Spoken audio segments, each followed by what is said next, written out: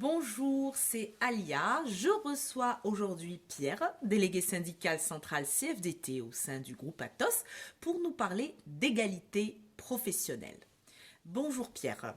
Un accord égalité professionnelle vient d'être signé par la CFDT. Peux-tu nous en parler? Bonjour, oui, nous allons en parler, mais avant, j'aimerais revenir sur un accord signé par la CFDT en décembre 2020. Les accords de 2016 sur le temps de travail prévoyaient pour une durée d'un an la possibilité pour les salariés à temps partiel de cotiser à taux plein pour leur retraite.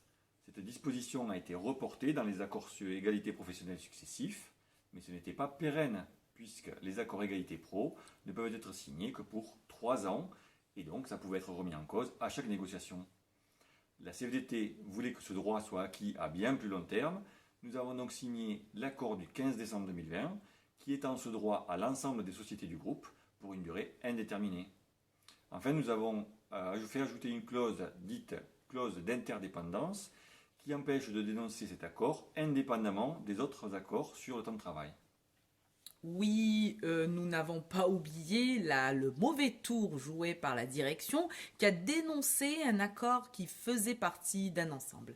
La CFDT est aujourd'hui le seul syndicat représentatif à avoir signé les accords de 2016 sur le temps de travail dans l'US Atos France. Ils contiennent de nombreuses dispositions favorisant l'égalité professionnelle. Peux-tu nous donner quelques exemples, s'il te plaît? Oui, je pense par exemple au maintien du salaire de base durant le congé paternité. D'ailleurs, ce congé va passer à 25 jours à partir du 1er juillet 2021. Mais les accords sur le temps de travail, ce sont aussi les congés exceptionnels pour les événements familiaux, le maintien du salaire pendant le congé de solidarité familiale, les congés pour garde d'enfants malades, 3 demi-journées pour participer aux examens médicaux obligatoires de suivi de la grossesse, ou encore une demi-journée de retard autorisée pour les rentrées scolaires jusqu'à la sixième et en cas d'hospitalisation du conjoint. Tous ces droits sont acquis pour les femmes mais aussi pour les hommes et contribuent ainsi au partage des responsabilités dans le foyer. L'accord égalité professionnelle signé en mars contient aussi de nouveaux droits pour les femmes et les hommes. Tout à fait. Je pense en particulier là à l'encadrement du GCM. Pour la première fois, la direction a accepté, à la demande de la CFDT, que le niveau GCM ne puisse pas descendre, sauf changement de filière.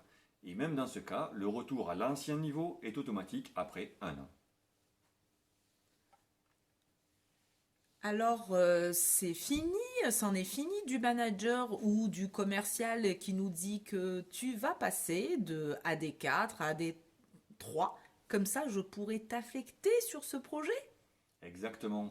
Dans les nouveautés de cet accord figure également une disposition qui prévoit la revalorisation de la position dans la convention collective, Syntec ou métallurgie, ou du code GCM, des femmes qui le demandent. Toutes les demandes seront examinées conjointement entre les RH et les salariés. En cas de désaccord, un plan sera établi pour atteindre la position où le GCM demandait. Et la CFDT a obtenu que la durée de ce plan ne dépasse pas 2 ans. Ça veut dire que d'ici la fin de cet accord, toutes les femmes qui le souhaitent auront pu évoluer pour atteindre le niveau qui leur correspond.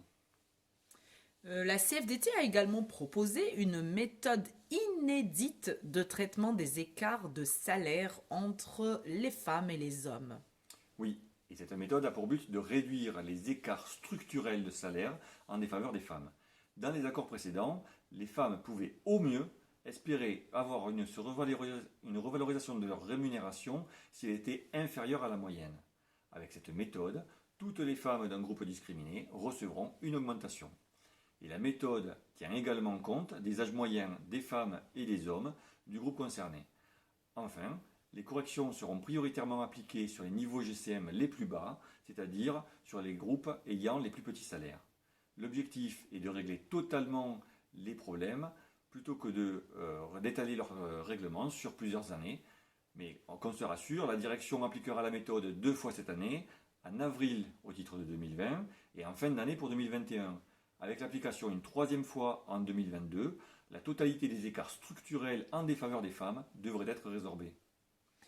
La CFDT a aussi obtenu une protection des femmes victimes d'agissements sexistes. C'est vrai, et c'est important. Désormais, il est interdit à la direction d'écarter une femme au prétexte de la protéger.